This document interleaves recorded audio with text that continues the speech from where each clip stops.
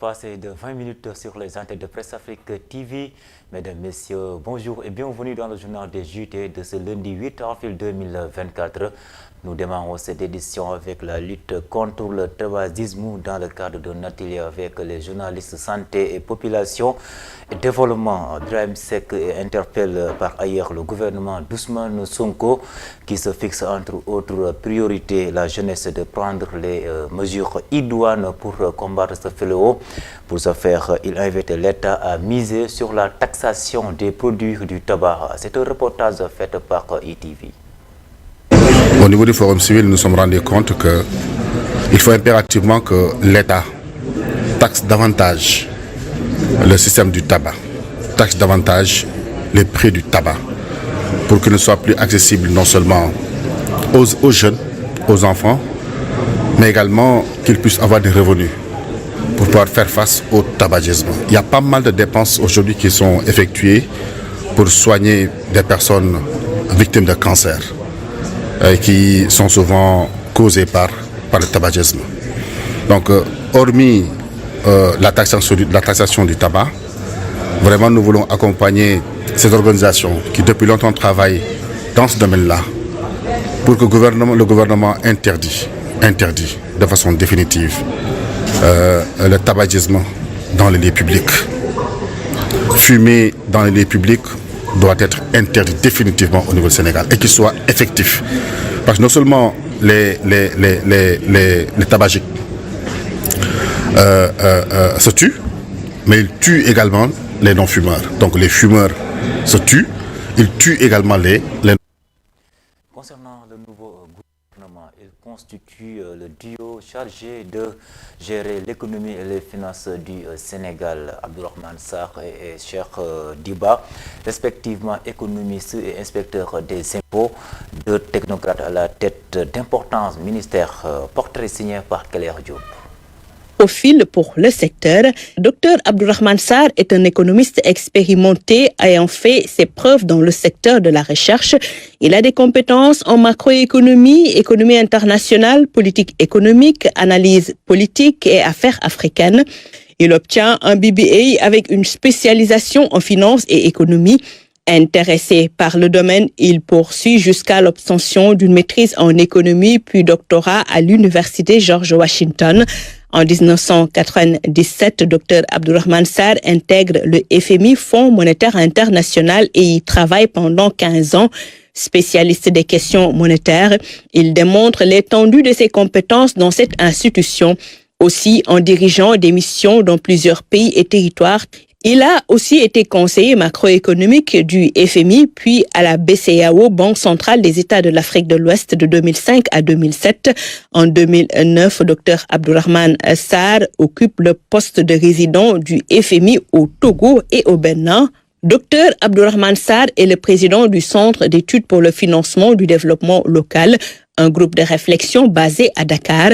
Il assure également la surveillance macroéconomique du Sénégal et des pays de l'Union monétaire ouest-africaine. Riche de toutes ses expériences, il est choisi par le gouvernement du président Bassirou Diomaye Faye pour le fauteuil de ministre de l'économie, du plan et de la coopération.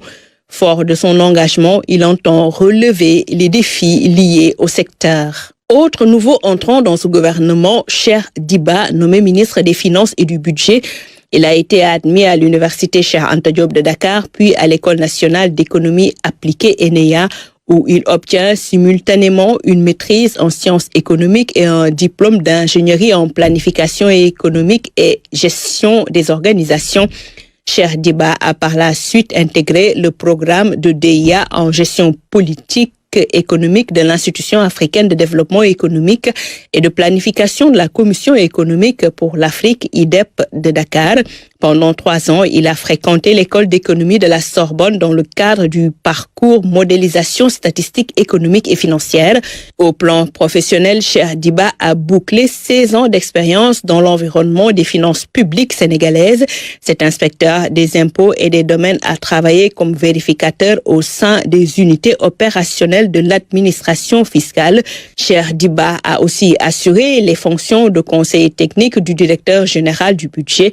À ce titre, il a participé activement à l'implantation des réformes budgétaires et financières depuis la transposition des directives de 2009 de l'UEMOA jusqu'à leur mise en œuvre effective. Cheikh Diba fut également conseiller technique de Moustapha Ba, le dernier ministre des Finances et du Budget. Il était chargé du suivi de la mise en œuvre des grands projets du PSE, Plan Sénégal émergent, et coordonnateur du programme économique et financier conclu avec le FMI, Fonds monétaire international, au titre de l'instrument de coordination de la politique économique. Dans l'actualité également, une page dans la trajectoire politique du Sénégal est tournée. Ce sont les propos du secrétaire général de l'ANDJEF PADS qui revenait ainsi sur l'information du gouvernement. En conférence de presse, Mamadou Diop Decroix espère notamment les limites et faiblesses du système électoral. Je vous propose de l'écouter au micro ITV. Donnons donc nos sincères félicitations au président élu, Bassirou Diomaye Diakhar Faye, pour sa brillante victoire dès le premier tour.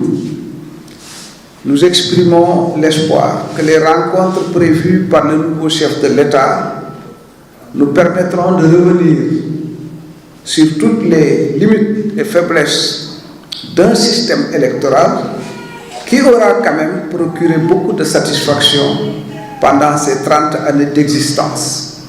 Nous avons suivi et écouté et observé, déjà depuis leur sortie de prison et avant l'élection, le duo Ousmane Sonko-Diomaye Faye et particulièrement les dernières sorties de ce dernier après son élection. Sur la base de ce que nous avons entendu, nous caressons l'espoir de voir se réaliser le rêve fondateur de notre parti dans la clandestinité, c'est-à-dire l'indépendance de notre pays, la libération de notre nation et l'émancipation de notre peuple. Alors, à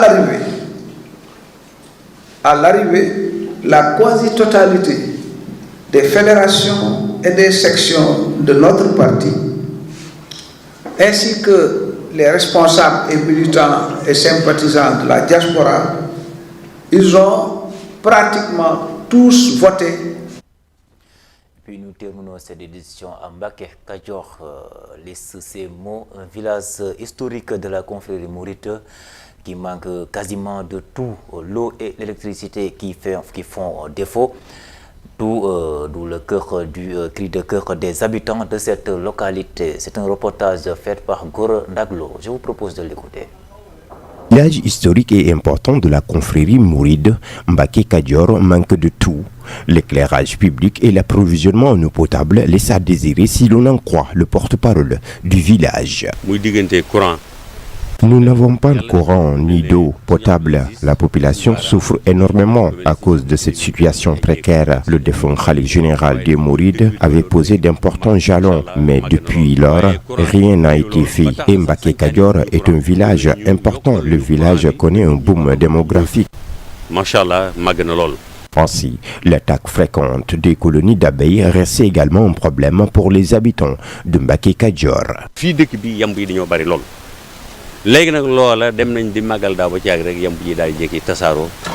L'année dernière, nous avons constaté une attaque d'abeilles et on nous signale qu'il y a même une personne qui a perdu la vie à cause des piqûres. Nous sollicitons vraiment l'aide des autorités étatiques.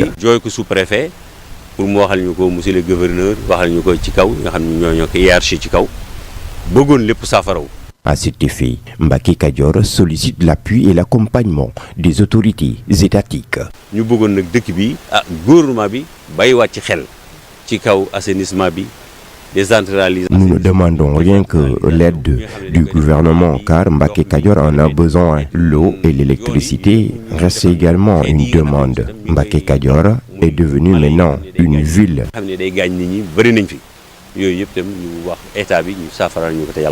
Un prélude du Grand Magal de Mbacké Kadior prévu dans quelques semaines, l'autorité territoriale rassure et annonce que toutes les dispositions nécessaires seront prises pour un bon déroulement de cet événement religieux. Voilà, nous sommes au terme de cette édition, mesdames et messieurs. Merci infiniment de l'avoir suivi. L'actualité continue sur www.pressafrique.com. Dans quelques instants, vous aurez Moulay dans Khibari. Merci, excellente suite de programme.